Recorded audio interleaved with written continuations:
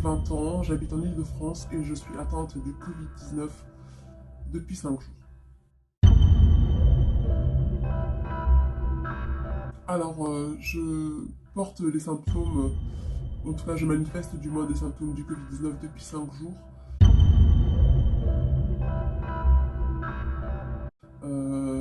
C'est-à-dire que ça a commencé par une petite toux, toute légère en ce qui me concerne, mais un mal de tête assez impressionnant. Je n'avais jamais vécu ça auparavant. Donc un mal de tête, je toussais un petit peu, des frissons dans tout le corps, j'ai perdu le goût, je n'ai plus d'odorat et une fatigue générale en fait, une fatigue dans tout mon corps. Mon état d'esprit actuellement, je n'arrive même pas à définir comment je me sens puisque c'est une fatigue générale dans tout le corps. On ne sait pas ce qui se passe. On se dit, mais premièrement, dans un premier temps, on est dans le déni. On se dit pourquoi nous. Mais après, voilà, on essaie de se raisonner comme on peut. Euh, et finalement, je suis assez heureuse finalement de ne pas avoir des symptômes très violents comme certaines personnes.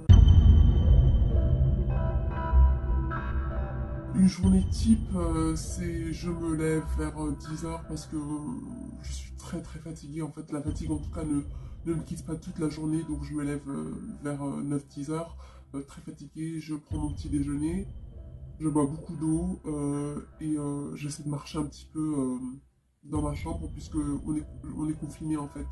Je suis confiné avec ma famille, mais je suis la seule qui a été atteinte du virus. Donc pour les protéger, je reste dans ma chambre, je ne sors pas.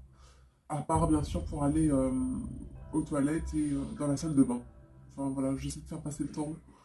Bien sûr quand j'ai de la force, puisque quand je n'ai pas de force en général, je me lève pas du tout de mon lit, je reste dans mon lit. Voilà, j'attends que le temps passe tout simplement. La nuit, je dirais, c'est le moment le plus compliqué parce que une fois qu'on s'allonge, on peut s'étouffer, je trouve. En tout cas, en ce qui me concerne, on a un petit peu du mal à respirer. Euh, Sinon, voilà, un petit peu de fièvre. La fièvre parfois me donne le vertige.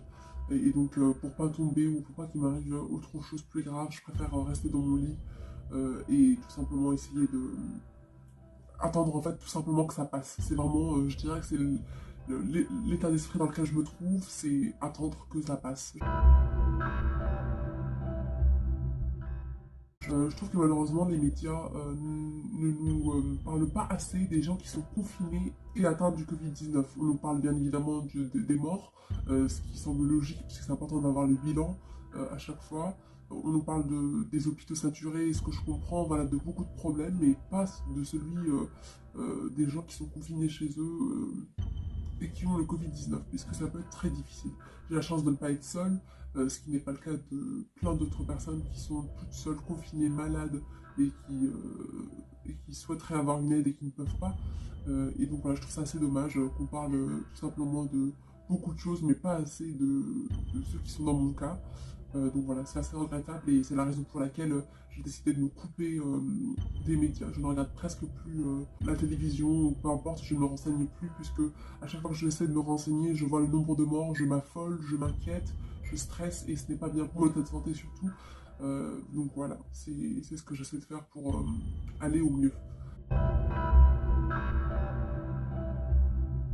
Normalement, d'ici 10 jours, mon état devrait clairement s'améliorer et je devrais pouvoir voilà, revivre, on va dire ça comme ça. Mais d'ici là, je reste confiné dans ma chambre, comme le protocole l'a indiqué.